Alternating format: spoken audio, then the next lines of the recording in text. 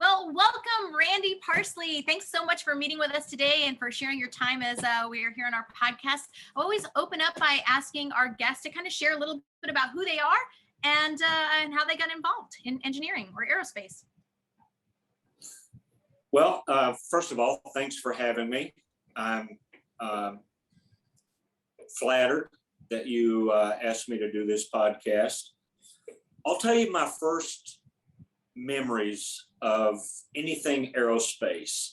I grew up in southeastern Kentucky, Appalachia country, and I was about maybe 13 or 14 when, in 1969, when Neil Armstrong and Buzz Aldrin landed on the moon. We were out in the country. We only had 2 TV stations. And I remember my mom and dad gathering us up, me and my siblings, in the late afternoon to make sure that we saw the moon landing. And we went to sleep early, and I remember them waking me up, not all the kids because all my siblings were younger, to watch the first step on the moon. It was like 10:30 or 11 o'clock, I can't remember. But that really, let's say, fermented as I, went through high school and really focused on my math and science classes. And then, went to the University of Kentucky for a mechanical engineering degree. Wow. Now, did you love math and science before you saw the moon landing, or did you watch the moon landing and said, if I'm going to do this, I've got to really jump on math and science? Which came No, first? I think I was inclined even before that, Kevin. Okay. I was inclined, but I didn't know what an engineer was, right? I didn't know at 13 or 14 what a degree in engineering was. I didn't really know that until I went to college. I started out in electrical engineering because a guidance counselor in high school, suggested, hey, this is a good field. I spent 1 semester in electrical engineering and realized that I can't visualize electrons going around or diodes or capacitors. So I almost instantly changed to mechanical engineering and just absolutely loved it, For listeners who might not actually be familiar with the differences between those fields, can you just kind of give a brief kind of like what the general differences are so that they can understand? Well, if you think about mechanical engineering, right? Everything is physically pretty much visible or measurable. It's like metal breaking or water going through pipes or oil going through pipes and valves, and whether they're ball valves or, gate valves, you can kind of physically grasp, what you're trying to analyze and what you're trying to, the problem you're trying to solve. For me, I had more difficulty doing that with voltages and electrons traveling through copper wires. Now, for some other people, that's more natural for them to think that way. But it wasn't natural for me to think that way. And so, it's different strokes for different folks, right? It's how your brain works and what you can grasp. And mechanical engineering was right in my wheelhouse. I really liked it. So. Well, I know that you have a very distinguished career in engineering, and of course, we met you on the other side of your work life, and we know you've been. I'm going to ask you in a minute about starting out with your first job after college, which I think was Pratt and Whitney, but I'm not sure. You're going to tell us. But I do want to tell our listeners that one of my first most memorable experiences of seeing you doing something in engineering was a TED Talk that you gave a few years ago. And I believe it was on time, general relativity, and how we, and GPS, right? I remember the turtles. turtles. So we're going to try to condense in our little podcast interview everything between you graduating college and that TED Talk. So what was your first job after college, and did you get your dream job immediately, or did you have to, how did that turn about? Well, fortunately, I graduated in 1977. Okay. And I won't brag, Pratt Whitney was hiring anybody that could make a vapor on a mirror, right? If you put it under their. They hired my grandfather. It's true. He didn't have a degree. He worked for Pratt Whitney down here at the engines. What, right. So you moved, did you move from Kentucky to Florida, or were you already living in Florida? No, I moved from Kentucky to Florida after I got the job offer. And I started out in jet engines, and I worked in mechanical fluid systems like fuel systems, oil systems, bearing design. And then I was fortunate enough to get into a training program where I would spend 1 year in different groups. So I spent a year in mechanical design, a year in compressor design, and then I went into what we call propulsion system analysis, or, like flight systems, all of the software that controls the engines. So I worked in jet engines for about 10 years.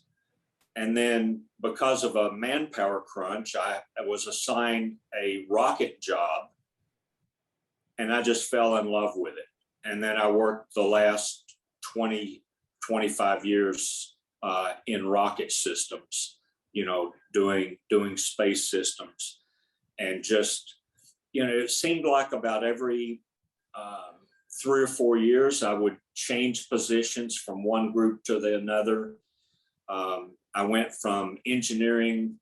I got 2 degrees that were paid for by Pratt Whitney, by the way. I got a master's in engineering and a master's in business, an MBA. So eventually I went into the business development leg of the business. But for an aerospace company, business development is still aerospace. You still have to know what the customer wants and what requirements are required to fulfill, their needs. So you're basically an engineer that's working between your customer and your engineering department. So you never get away from it. Once you're in aerospace, if you're not an engineer by title, you're an engineer by requirement. Right. So, yeah.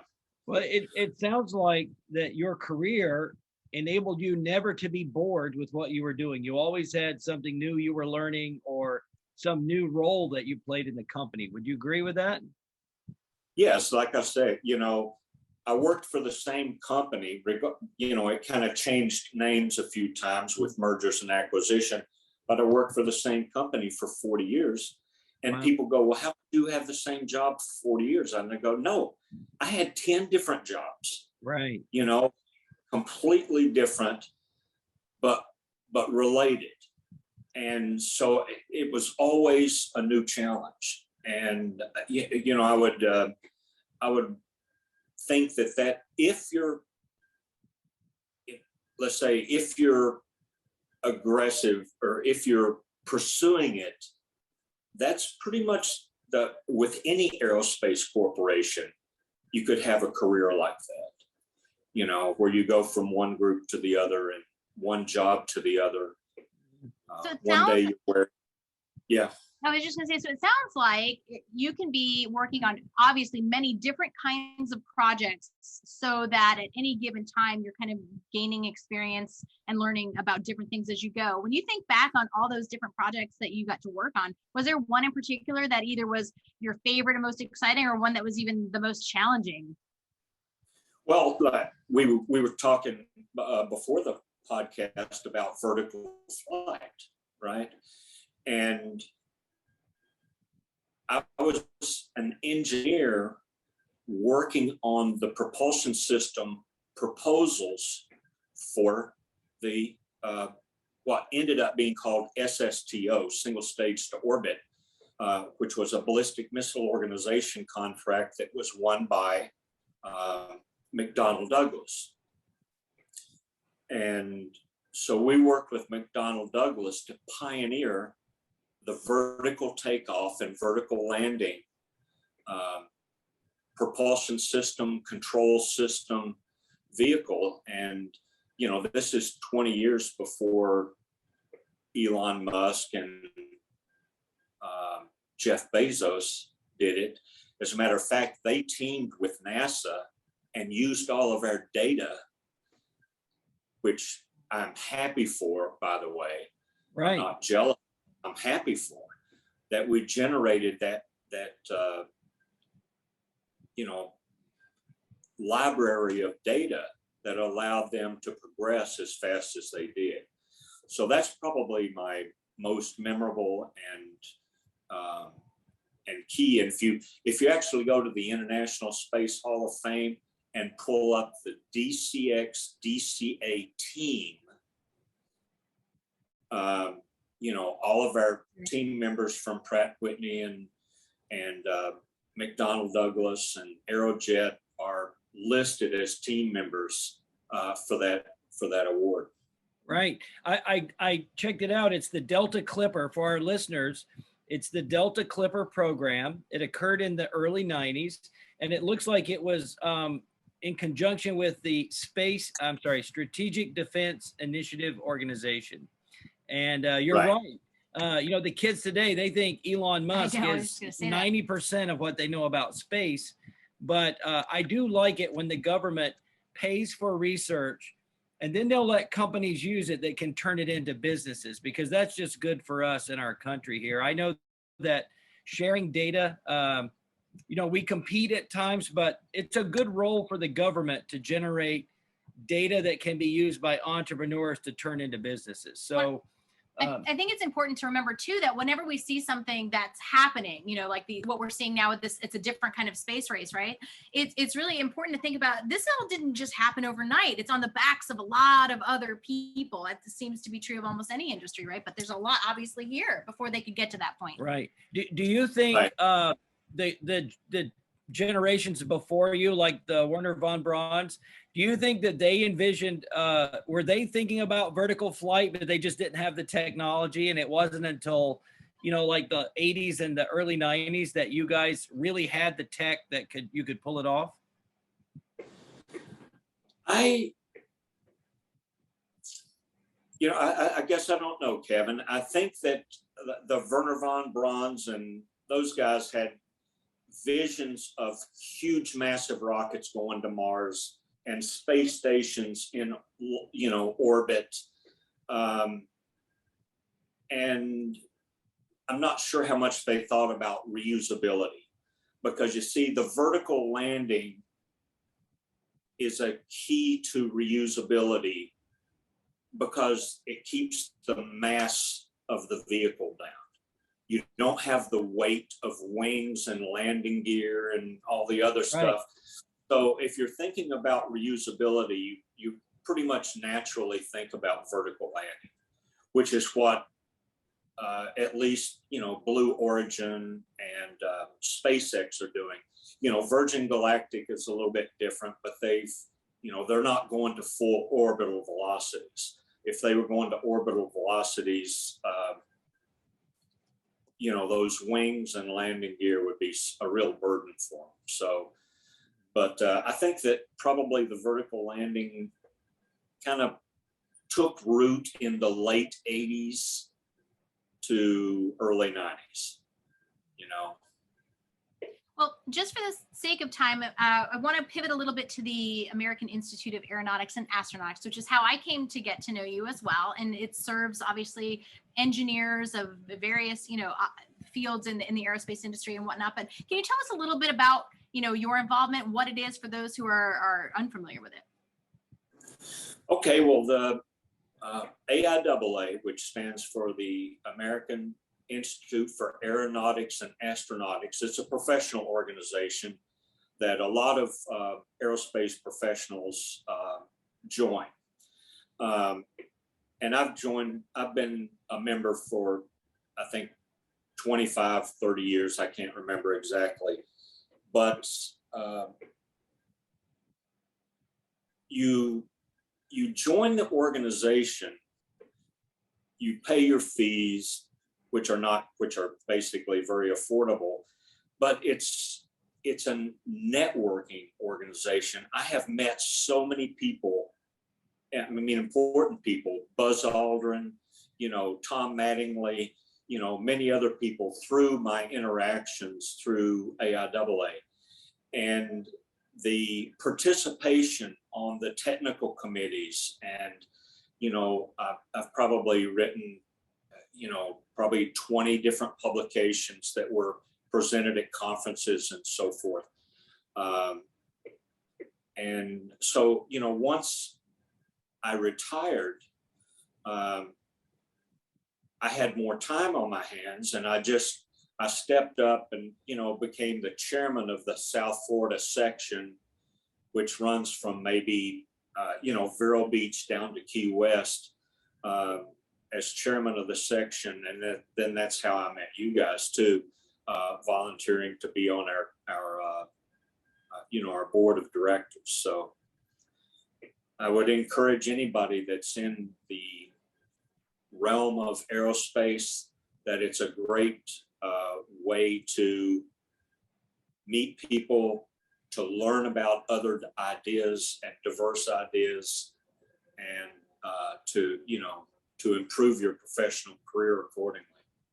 One of the things I really liked about it, and because I didn't come from the STEM field, of course, is that it really provides opportunities for students. So it's not just that you already have to be an engineer. There's opportunities for students, whether they're in university or even high school. It seems like we even with middle school for our students, but even for teachers. And we, you've been very good. The AIAA has been very good about sponsoring our teacher professional developments. That's something that we're going to be doing on Monday. So teacher educators actually can join for free, right?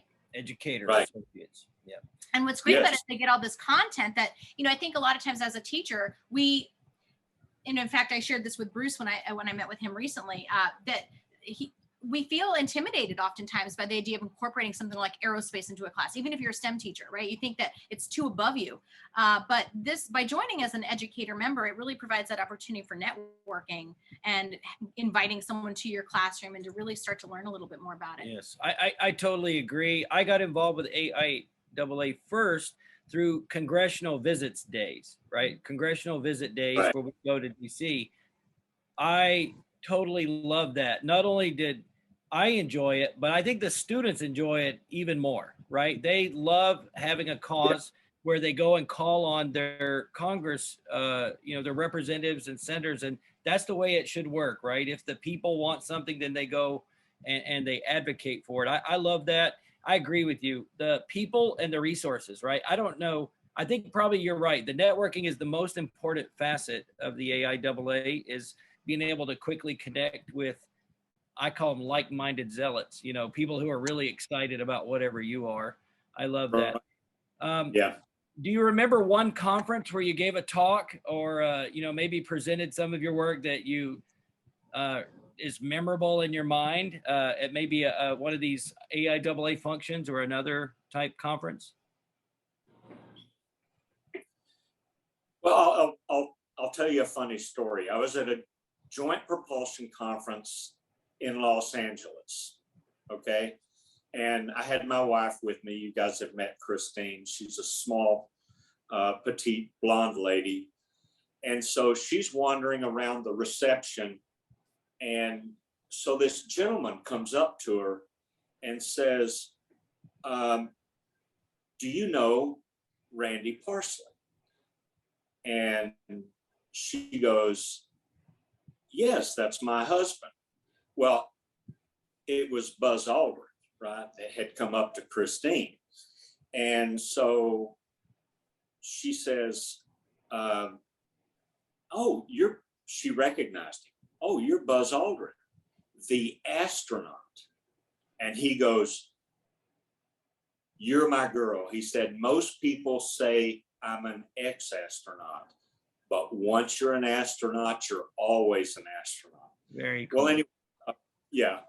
So anyway, she directed him over to me, and he had some rocket concept that he was trying to get funded by private sources and so forth. But that was probably the most memorable encounter that I've had at a propulsion conference. So I bet you have a lot of them. As we wrap up today, we always like to ask if you have any advice, like if you had to give some advice to maybe some of our university students who are listening, or just the students who might be considering STEM as a future, what is your top advice for those who might be going into this field?